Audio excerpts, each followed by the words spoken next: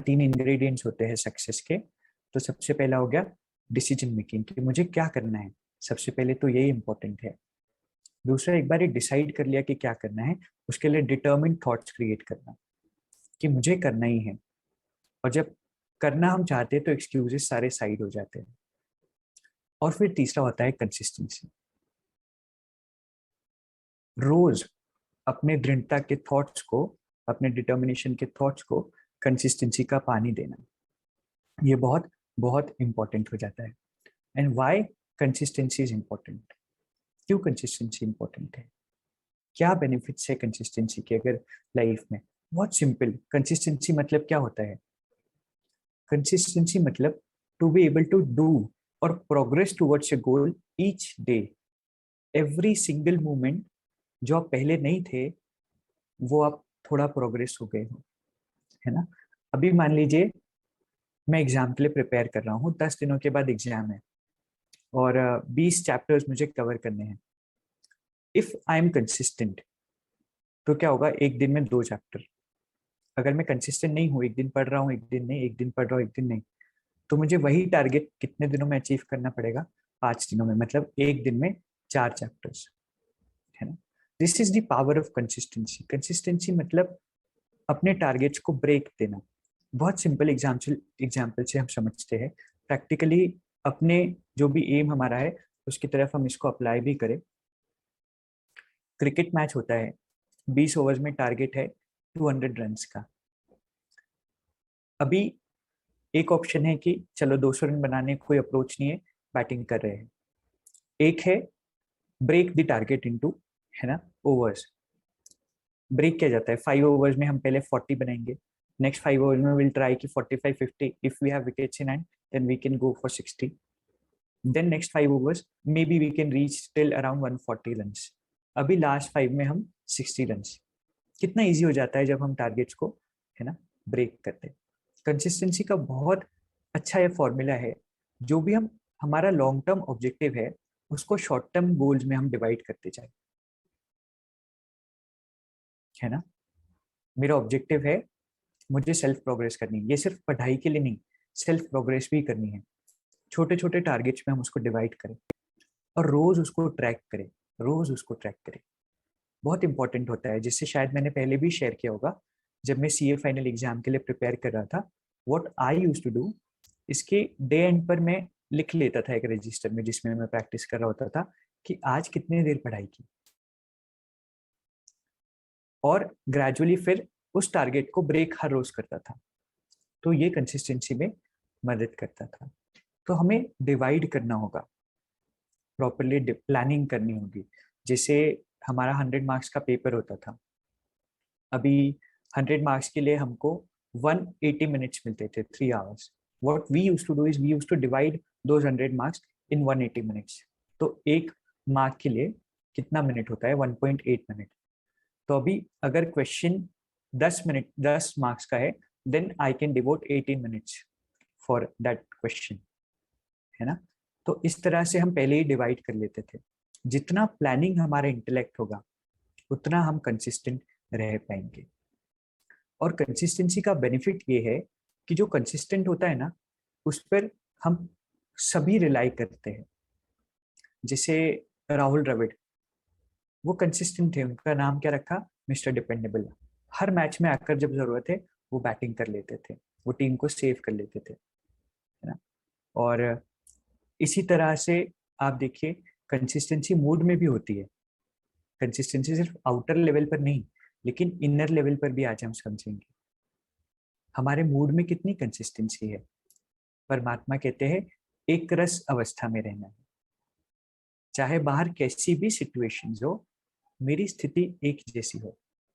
जिसे कहा जाता है निंदा स्तुति मान अपमान हानि लाभ सभी में समान, है ना। तो एक रस स्थिति, क्योंकि बाहर की कंसिस्टेंसी इनर कंसिस्टेंसी के बिना आ ही नहीं सकती। अगर छोटी छोटी बातों में मेरा मूड हिल जाता है, छोटी छोटी बातें मुझे डिस्टर्ब कर देती है, मन को हिला देती है, तो बाहरी लेवल पर फिर कंसिस्टेंसी आना थोड़ा डिफिकल्ट हो जाएगा। तो जितना हम, और आज के समय में अगर हम बात कर रहे हैं कि मुझे खुश रहना है, मुझे शांत रहना है, तो शांत रहने, खुश रहने का मतलब ये नहीं कि बाहर से सिचुएशंस नहीं आएंगी. We have to learn to be happy under extremely unhappy circumstances or the circumstances which usually makes me unhappy, है ना. तो बात होती है खुद को एम्पावर करने की. कल एक बहुत अच्छा मैसेज किसी ने शेयर किया था कि जिम के वेट्स कम नहीं होते जाते, जिम का वेट बढ़ता जाता है. जितना हम जिमिंग करते हैं वेट लिफ्टिंग बढ़ता जाता है ना. लेकिन हमारा एंड्योरेंस साथ साथ में बढ़ता जाता है. तो हम कभी ये नहीं प्रे करते कि जिम का जो वेट है, अभी 10 किलो उठा रहा हो तो भगवान उसको 5 kg कर दो या मुझे फील ही नहीं हो. हम अपनी क्षमता को बढ़ाते जाते हैं. ऐसे ही जब हम लाइफ में कंसिस्टेंट रहना चाहते हैं, हम बात करते हैं कि हमारा मूड कंसिस्टेंट हो. क्योंकि जब मूड हमारा कंसिस्टेंट होगा ना, तभी हम आउटर लेवल पर कंसिस्टेंट रह सकते हैं. और फिर जो कंसिस्टेंट होगा वो डिपेंडेबल होगा. और मूड जिसका कंसिस्टेंट होता है उस पर भी सब डिपेंड कर सकते हैं, है ना. जैसे मान लीजिए कोई ऐसा बंदा है जिसको फर्क ही नहीं पड़ता कि वो इंडिपेंडेंट है हमसे, हम उनके साथ कैसा बिहेव कर रहे हैं. So we can rely on that person always, है ना. क्योंकि उसकी स्थिति एक रस है, हम कितने निश्चिंत हो जाते हैं कि चलो थोड़ी बहुत कमी इसको समझाने में, संभालने में रह भी गई तो वो समझ जाएगा, वो समझदार है, वो कंसिस्टेंट है ना. सो कंसिस्टेंसी मेक्स अस लाइकेबल. लेकिन आज के टाइम पे क्या हो गया है, कंसिस्टेंसी को, डिसिप्लिन को एक नेगेटिव तरह से ले लिया जाता है. लगता है कितना डिफिकल्ट है ये. अगर कोई डिसिप्लिन की बात करे तो कहीं ना कहीं एक नेगेटिव भाव उससे जुड़ गया है कि डिसिप्लिन रहना पड़ेगा. क्या फर्क पड़ता है, आज 6 बजे उठे, कल 6:30 उठ जाएंगे, 4 बजे उठ जाएंगे, जब जैसा मन होगा तब वैसा कर लेंगे. लेकिन लाइफ में अगर हम चाहते हैं कि हमें रिजल्ट्स मिले, लाइफ में हम चाहते हैं कि मेरा जो पोटेंशियल है, जो पहली हमने बात की आज, कि मेरा जो पोटेंशियल है, we are not comparing with others, but मेरे पोटेंशियल का 100% यूटिलाइजेशन हो. So we'll have to learn to be disciplined. Discipline कोई नेगेटिव चीज नहीं है, बल्कि ये हमारा संयम, ये हमारी शक्ति दिखाता है ना. अगर हम कमजोर है तो हम डिसिप्लिन नहीं होना चाहते. तो वही बात आ जाती है कि जितना हमारा एंड्योरेंस, जितना हमारा सोल पावर बढ़ता जाएगा, उतना डिसिप्लिन लाइफ में आता जाएगा. एंड वाइस वर्सा, जितना डिसिप्लिन लाइफ में आते जाएगा उतना हमारा सोल पावर बढ़ता जाएगा, है ना. तो ये हुए डिसिप्लिन क्या होता है, कंसिस्टेंसी क्या होती है और उसके क्या बेनिफिट्स है ना. और जब कंसिस्टेंट हम होते हैं तो चांसेस, प्रोबेबिलिटी कि हम उस चीज को अचीव कर पाए, ये बहुत बढ़ जाते हैं. जैसे मान लीजिए अभी एक प्लेस से दूसरी प्लेस पर मुझे जाना है और मैं कार ड्राइव कर रहा हूँ. अगर मेरी स्पीड कंसिस्टेंट है कार की, तो क्या होगा, फ्यूल कंजम्पशन भी कम लगेगा, टाइमली मैं पहुंच भी जाऊंगा. लेकिन बार बार मुझे ब्रेक्स लगाने पड़ रहे हैं, है ना, तो क्या होगा, फ्यूल कंजम्पशन भी ज्यादा लगेगा, समय भी ज्यादा लगेगा, मतलब मेहनत ज्यादा, सफलता कम. हमारी लाइफ में यही होता है ना कि कई बारी बहुत कुछ हम कर रहे होते हैं, कितने हम हाथ पैर मार रहे हैं, सफलता मिल ही नहीं रही है, क्योंकि हमारी लाइफ में कंसिस्टेंसी नहीं है. कितने लोगों के क्वेश्चन आते हैं कि हम कंसिस्टेंट नहीं है. तो अब देखिए कि कंसिस्टेंसी का नॉट मतलब कंसिस्टेंट नहीं होने का एक बहुत बड़ा ड्रॉबैक भी है. क्योंकि कंसिस्टेंसी नहीं है तो आप चेन को ब्रेक कर रहे हो. जो काइनेटिक एनर्जी आपने जमा करके रखी है, जैसे अब बॉलिंग कोई डाल रहा होता है बॉलर, तो काइनेटिक एनर्जी जमा होती है, वो दौड़ रहा है, फिर वो बॉल फेंकता है तो स्पीड जाती है 150, 160, 140, है ना. अगर वही बॉलर दौड़ रहा है, फिर रुका, फिर थोड़ा सा दौड़ा, फिर रुका, कितनी स्पीड वो डाल पाएगा, है ना. कंसिस्टेंसी मतलब एक एनर्जी जमा करना, एक्यूमुलेट करना, काइनेटिक एनर्जी. क्योंकि आप जहाँ कंसिस्टेंसी ब्रेक कर रहे हो, वहां आप वहीं से नहीं स्टार्ट कर रहे जहां से आपने छोड़ा है, आप पीछे जाकर के फिर एक्स्ट्रा एफर्ट आपको देने पड़ रहे हैं. तो कंसिस्टेंसी में एक काइनेटिक एनर्जी होती है, एक फ्लो होता है, वो फ्लो हमें मदद करता है. अभी ओलंपिक्स में भी हमने देखा कि इंडिया से उस बंदे ने, है ना, वो मेडल जीते, गोल्ड मेडल जीता. तो उसके लिए भी जो वो फेंकता है, थ्रो फेंकता है, तो उसको एक काइनेटिक एनर्जी बनानी होती है, एक फ्लो बनाना होता है ना. तो कंसिस्टेंसी मतलब अपने टारगेट्स को डिवाइड कर पाना, कंटिन्यूसली डिटर्मिन रह करके उस टारगेट को अचीव कर पाना. और जहां हम इनकंसिस्टेंट हो रहे हैं, वहां हमारे एफर्ट्स बहुत एक्स्ट्रा लग रहे हैं, हमें पता नहीं चल रहा है कितने एक्स्ट्रा लग रहे हैं। इसीलिए परमात्मा कहते हैं भले ही नेमिनाथ होकर के बैठ जाओ, अमृत वेला योग नहीं लग रहा है, बैठ जाओ, पढ़ाई नहीं हो रही है, थोड़ा सा बैठ जाओ, आप इजी उठा लीजिए, लेकिन बैठिए, दैट इज वेरी इंपॉर्टेंट। नियम का बल होता है ना। हर रोज जब हम ब्रह्मा कुमारीज में अपना चार्ट रखते हैं, तो डे एंड पर हम ट्रैक करते हैं अपने सेल्फ प्रोग्रेस को, कि आज जो मैं करना चाहता था क्या वो मैंने अचीव किया। तो कई बार ये क्या होता है, थक जाते हैं, डे एंड पर सारी एनर्जीज ड्रेन हो गई, लगता है कि अभी चार्ट नहीं लिखना है, अभी मैं नहीं लिख सकता, अभी टाइम भले ही उसको 2 मिनट लग रहे हैं, अभी नहीं लिख सकता। लेकिन फिर याद आता है नहीं, कंसिस्टेंसी, नियम का बल होता है, तो रोज उसको हम मेंटेन करते हैं, है ना। तो टारगेट्स को ब्रेक करना, उसको ट्रैक करना, उसको इवैल्यूएट करना, ये होता है कंसिस्टेंसी, ये होता है इसके बेनिफिट्स। अभी हम समझेंगे क्या रीजंस होते हैं जो हमारी कंसिस्टेंसी को ब्रेक करते हैं, और ये बहुत हम रिलेट कर पाएंगे, बहुत मजा भी आएगा इसको जानने में। एक रीजन होता है over doing anything at the beginning, है ना। बहुत ओवर एम्बिशियस हम हो जाते हैं कि चलो अभी ना पढ़ाई करनी है, अभी 10 चैप्टर्स आज मैं पढ़ूंगी। थोड़ा थोड़ा gradually, slow and steady wins the race. मुझे एक इंसिडेंट याद आ रहा है, लास्ट टू लास्ट ईयर मैं और मेरे 3 ब्रदर्स, 2 ब्रदर्स और, हमने 3 बाइसिकल्स ऑर्डर की कि अभी हमको साइकिलिंग करना है। 3 बाइसिकल्स ऑर्डर की, काफ़ी एक्सपेंसिव भी ऑर्डर की, $14,000 फॉर ईच, और वी वर वेरी एक्साइटेड। तो क्या हुआ कि अभी बाइसिकल आई और साइकिलिंग हमने स्टार्ट कर दी, तो मज़ा, अभी बहुत क्रेज था। तो पहले दिन 12 किलोमीटर चले गए फिर एक वीक के बाद में हम 43 किलोमीटर जा करके आ गए, और मतलब उस दिन तो ऐसी हालत थी कि बस सारा थक गए थे, कुछ बचा ही नहीं था अंदर। और फिर वो दिन था, और आज का दिन है, we still struggle to do bicycling, है ना। तो क्या होता है कि हम इनिशियली बहुत ज्यादा करने की कोशिश करते हैं, well begin is half done, ये बहुत जरूरी है, लेकिन एक पेस बनाना जरूरी होता है। पहले ही हम इतनी स्पीड पकड़ना चाहे तो फिर क्या होता है कि बाद में वो, है ना, प्रॉब्लम हो जाती है। तो ग्रेजुअली हम प्रोग्रेस करें, ग्रेजुअली हम, है ना, अपनी स्पीड को बढ़ाएं। ऐसा नहीं कि आज ही हम बहुत ज़्यादा ऐसे टारगेट्स रख ले जो एकदम अनएक्सपेक्टेड है ना, खुद से। तो इट इज़ वेरी इंपॉर्टेंट कि जब हम ब्रेक कर रहे हैं तो स्टार्टिंग में हम कम टारगेट रखें, पहले 5 ओवर में हम 30-40 रन ही बनाएंगे। ग्रेजुअली जब वो फ्लो बनेगा, वो फ्लो को हम यूज करेंगे, वो स्पीड को हम यूज करेंगे, वो काइनेटिक एनर्जी को हम यूज करेंगे। तो एक रीजन हो जाता है कि हम बहुत ज्यादा एम्बिशियस हो जाते हैं स्टार्टिंग में। दूसरा होता है कि कई बार हम देखते हैं कि आलस्य और अलबेलापन, ये 2 चीजें हमारे अंदर बहुत आ जाती है कि संस्कार डेवलप हो जाता है। और कभी भी किसी संस्कार को जब हम छोड़ते हैं तो उसके विड्रॉल सिम्टम्स होते हैं, है ना। अभी हमने समझ लिया कि हमको अचीव करना है, और इसमें आलस्य बहुत आता है। किसी किसी को होता है ना कि अभी 5 बजे का अलार्म लगाया है, फिर स्नूज कर देंगे, फिर 5:30 हो जाएगा, फिर स्नूज कर देंगे, आराम से 7 बजे, 7:30 बजे, है ना। तो ये जरूरी हो जाता है कि हम इस आलस्य के संस्कार को चेंज करें, क्योंकि संस्कार ऑटोमेटेड मोड पर हमसे काम करवाते हैं, है ना। मतलब जैसे मान लीजिए किसी में मेहनत करने का संस्कार है, कोई होते हैं ना, जैसे सिग्नल पे आप देखिएगा कि सिग्नल पे बहुत सारी गाड़ियां खड़ी है, सिग्नल लगा हुआ है, रेड सिग्नल है, तो किसी किसी में होता है कि वो साइड से ऐसे ऐसे निकल निकल के कहीं ना कहीं से एकदम आगे आकर खड़े हो जाते हैं, है ना। तो ये क्या है, संस्कार है। इस संस्कार के थ्रू मेहनत नहीं करनी पड़ी, अपने आप आगे आ गए।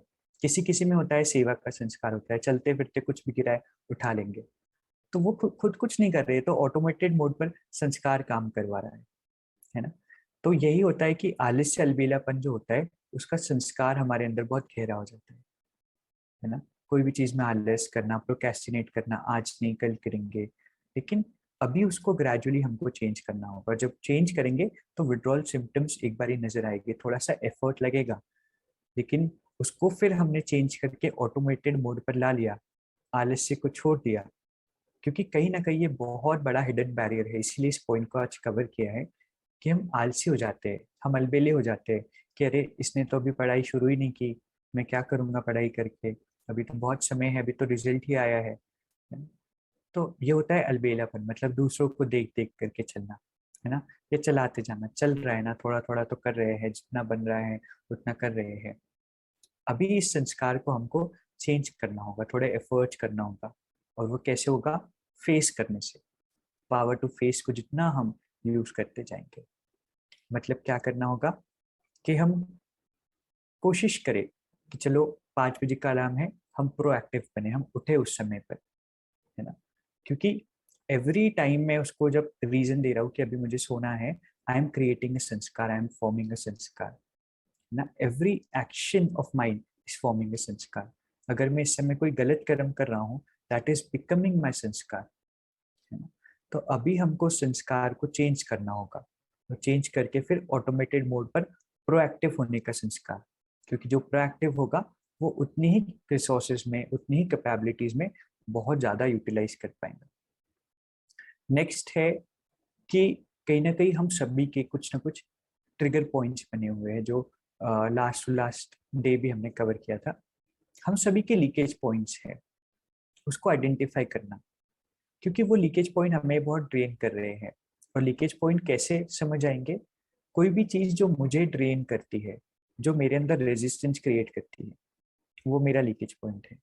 कभी कभी डिसिप्लिन भी लीकेज पॉइंट बन जाता है। जैसे मान लीजिए कि मेरा रूल बना के रखा है कि 10 बजे मुझे सोना है, और उस समय किसी वजह से मैं नहीं सो पा रहा हूँ, तो इतनी उस समय हम एनर्जी ड्रेन कर लेते हैं खुद को, खुद के अंदर इतना लीकेज लेकर के आ जाते हैं कि क्या होता है, वो रेजिस्टेंस हमारी सारी बैटरी को डाउन कर देता है। तो हमें रूल्स बनाने हैं, लेकिन साथ साथ फ्लेक्सिबल भी होना है। When you are flexible, falling will not hurt you, है ना। व्हेन यू आर फ्लेक्सिबल, तो क्या होगा कि कभी, क्योंकि ऐसा नहीं है कि हमने सोच रखा है कि अभी 10 बजे सोना है, तो रोज ऐसे फेवरेबल सर्कमस्टांसेस होंगे कि 10 बजे हम सो जाएंगे। या रोज ऐसा होगा कि मैंने सोच रखा है कि 8 चैप्टर्स पढ़ने, तो रोज मैं उतने पढ़ लूंगा, है ना। तो हमें क्या करना होगा? लीकेज पॉइंट्स को कवर करना होगा। अपने लीकेज पॉइंट्स को हम आइडेंटिफाई करें, कौन सी चीज है। और ज्यादा नहीं होती है, 2-3 चीजें होती है जो मुझे ट्रेन बहुत कर रही होती है। चाहे कभी कोई मुझे गुस्सा करे, चाहे कोई कभी कोई मेरा फोन नहीं उठाए, अपने अपनी लीकेज पॉइंट है। उसको आइडेंटिफाई करे, उसको लिखे, और फिर उसको कवर करे, है ना। क्योंकि जब हमारी सोल की बैटरी डाउन होगी, तो फिर मन नहीं करेगा बाहर से कुछ करने का। फिर मन जवाब दे देगा कि नहीं, आज तो मुझे पढ़ाई करनी ही नहीं है, मुझे आज तो जिम जाना ही नहीं है ना। और जो नेक्स्ट है, कई बार हम कंसिस्टेंसी को बहुत बोरिंग समझ लेते हैं, है ना।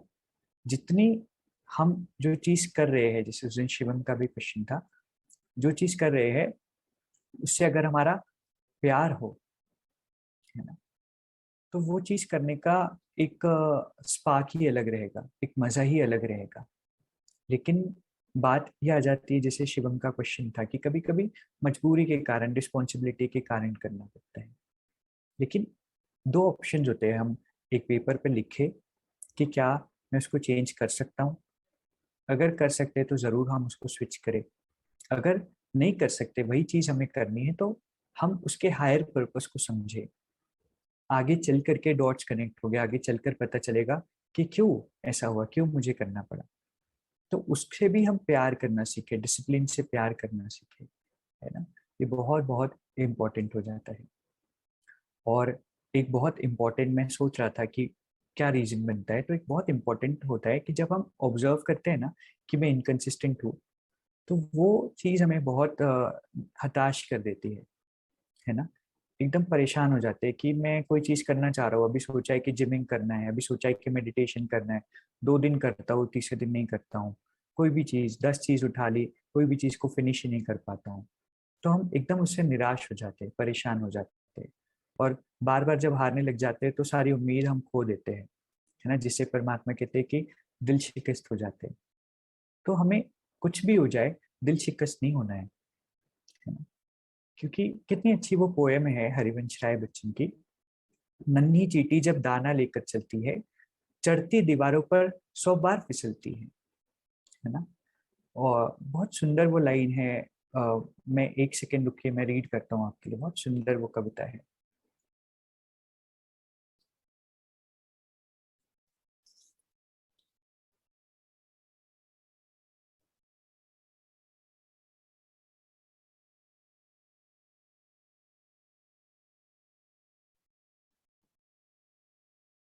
नन्ही चींटी जब दाना लेकर चलती है, चढ़ती दीवारों पर 100 बार फिसलती है। मन का विश्वास रगों में साहस भरता है, चढ़कर गिरना गिरकर चढ़ना ना करता है। आखिर उसकी मेहनत बेकार नहीं होती, कोशिश करने वालों की कभी हार नहीं होती। डुबकिया सिंधु में गोताखोर लगाता है, जा जाकर खाली हाथ लौट कर आता है। मिलते नहीं सहज ही मोती गहरे पानी में, बढ़ता दुगना उत्साह इसी हैरानी में। मुट्ठी उसकी खाली हर बार नहीं होती, कोशिश करने वालों की कभी हार नहीं होती। असफलता एक चुनौती है, उसे स्वीकार करो। क्या कमी रह गई देखो और सुधार करो। जब तक सफल ना हो, नींद चैन को त्यागो तुम। संघर्ष का मैदान छोड़ मत भागो तुम। कुछ किए बिना ही जय जयकार नहीं होती, कोशिश करने वालों की कभी हार नहीं होती। है ना?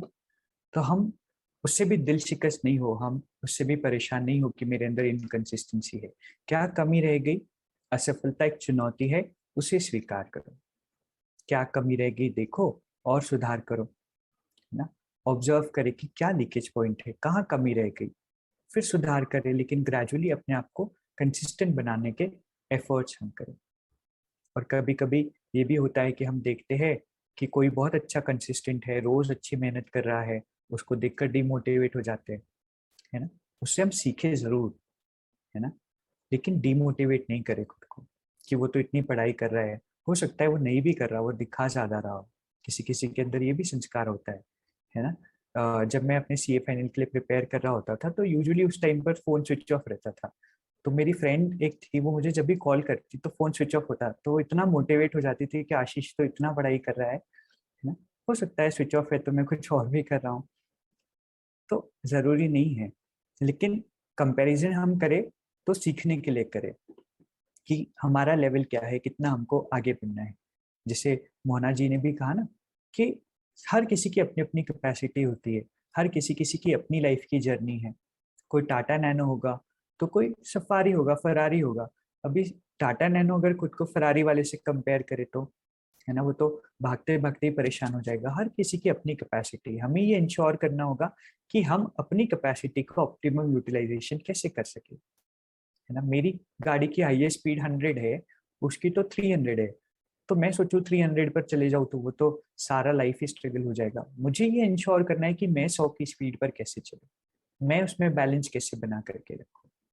है ना?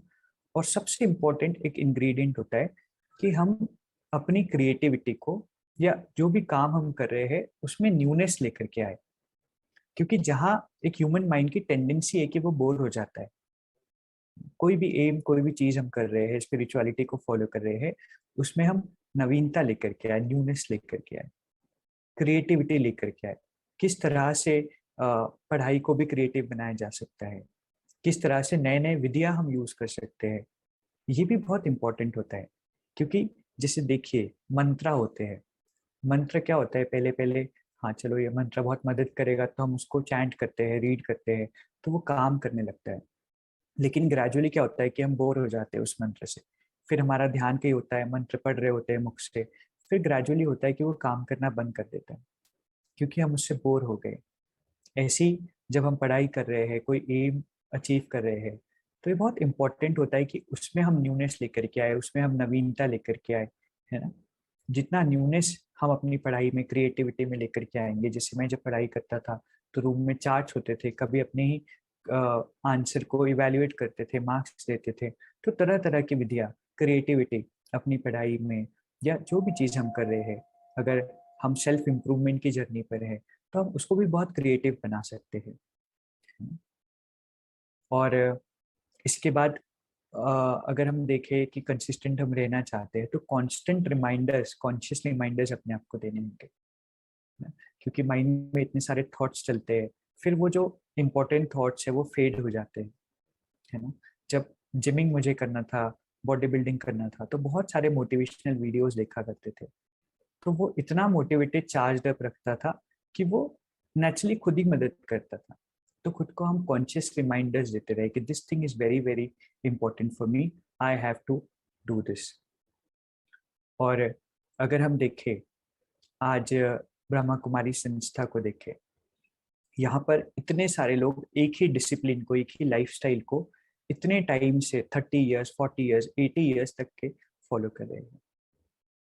वही सुबह उठना, 3 बजे 4 बजे उठ जाते हैं, वही देखते हैं कि सुबह सुबह परमात्मा के महावाक्य सुनना, उसके बाद देखते हैं कि उसका मनन चिंतन करना, अपने ऑफिस का काम संभालना और भी घर के responsibility. It's like we are doing 3 full time jobs and out of which only 1 is paid, है ना।